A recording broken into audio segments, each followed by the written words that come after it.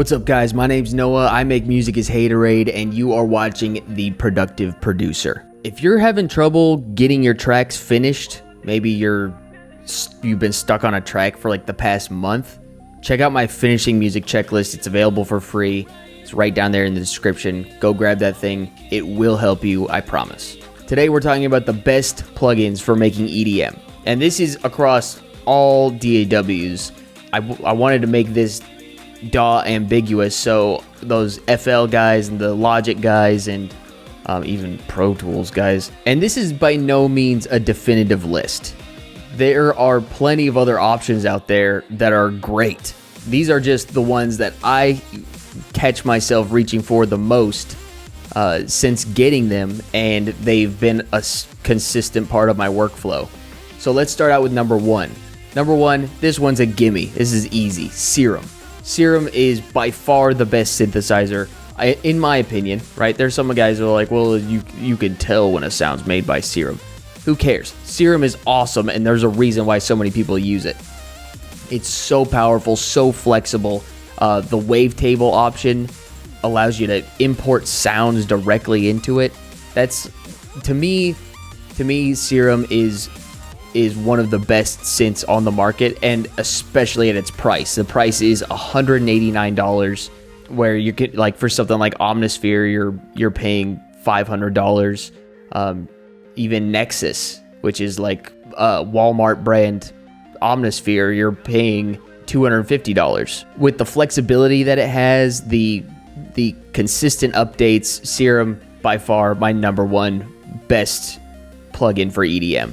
Number two is one you might not have heard of before. It's called Trash 2. And you might be thinking that what is that? It sounds terrible. Well, it's not. It's definitely not terrible. It's a multi-band distortion unit, but that's not all that it does. It has a convolution function that really especially for you guys making bass music out there, like dubstep or drum and bass, even hybrid trap. This is such an awesome plugin. The convolution setting, the convolve, you can import spaces into that and give your sound a completely new texture. It works well on any sound, let alone like not just basses. So it's $99. Isotope makes that one. Always look around for sales, because that one, if there's a plugin an Isotope plugin to go on sale, it's probably going to be trash. Definitely put that on your plugins list for sure. Third is Soothe 2. When I saw Soothe 1, but when it first came out, I was very impressed. This thing is so cool. It's like, it essentially is a dynamic EQ that picks out harsh frequencies in your sound and automatically reduces them. So if you're listening to your track and it sounds really, really harsh and hard to listen to, you should probably add a couple instances of Soothe on different elements in that track, and it'll really calm down those really harsh frequencies there. I use this on every one of my tunes now. It also works as a great sidechain function too. It has this ability to sidechain another signal into Soothe. So say your vocals are crowding out or getting crowded out by your lead synths, you just put an instance of Soothe on your synth chain, and you can have your vocals duck, not completely, not like a complete sidechain like what a compressor would do, but only duck out the frequencies that your vocal is occupying, which is such a cool feature. The only bummer deal about Soothe is it's kind of pricey. It's 150 euros, not as much as Serum, but it can't do as much as Serum, right? Serum can do so many things, which makes it worth the money. The Soothe is very, very hyper focused on just reducing those harsh frequencies or sidechaining specific frequencies out. So this is more of a luxury plugin, but it's one of the best, and it's in my workflow for every single song. Number four is one I know you've already heard of, and you probably already have it. It's OTT. OTT is, I mean, I don't have to say anything more about it. If you're not using OTT enough, you should be using it more. It breathes life into sounds.